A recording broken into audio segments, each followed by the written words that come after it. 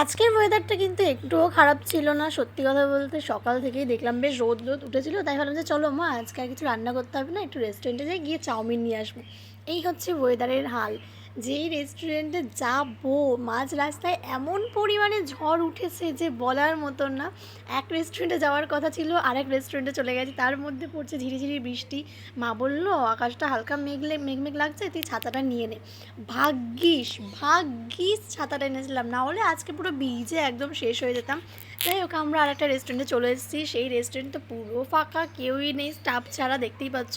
আর বাইরে ঝিরি ঝিরি বৃষ্টি হয়েই যাচ্ছে, সেই কখন থেকে বৃষ্টি তো থামার নাম নেই। আধ ঘন্টার ওপরে হয়ে গেল আমরা দাঁড়িয়ে রয়েছি, আর তার মধ্যে আবার হুট করে ঝড় উঠে গেছে। আর এই ঝড়টা যে কী মারাত্মক ঝড় উঠেছে দেখতেই পাচ্ছ। কী পরিমাণে হাওয়া দিচ্ছে, দাঁড়িয়ে থাকা যাচ্ছে না, গায়ে কাঁটা দিয়ে উঠছে, এতটা পরিমাণে হাওয়া দিয়েছে।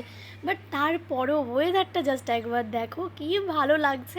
নিউ টাউনের এই জায়গাটা আমার বেসিক্যালি খুবই ভালো লাগে। তোমাদের কেমন লাগছে জায়গাটা দেখতে অবশ্যই কমেন্ট করে জানিও।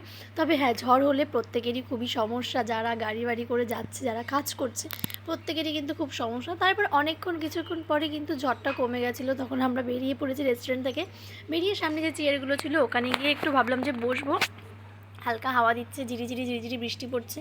আমাদের কাছে ছাতা রয়েছে, কারণ আমাদের ছাতাটা আনতে হয়েছে, বললাম কেন, তার কারণ হচ্ছে ছাতা না আনলে আজকে আমাদের অবস্থা খারাপ হয়ে যেত। যাই হোক, এখন বৃষ্টিটা অনেকটাই কমে গেছে, হালকা ঝিরিঝিরি হচ্ছে, তাই এখানে এসে বসে পড়েছি। আর বলেছিলাম একটা এগ চিকেন চাউমিন বানিয়ে দিতে, ওরাও ওটা বানিয়ে দিচ্ছে নিচে বসে, তার কারণ হচ্ছে ওপরে গ্যাস ওভেন ওরা অনই করতে পারছিল না, এতটা পরিমাণে ঝড় হচ্ছে। আমরা তো এখন বসেই রয়েছি, আমাদের পার্সেলও চলে এসেছে, আর এখন আমরা বাড়ি চলে যাব হচ্ছে। Tata, bye bye. তো কেমন লাগলো তোমাদের আজকে সিরিজটা অবশ্যই কমেন্ট করে জানাবে। তো টাটা।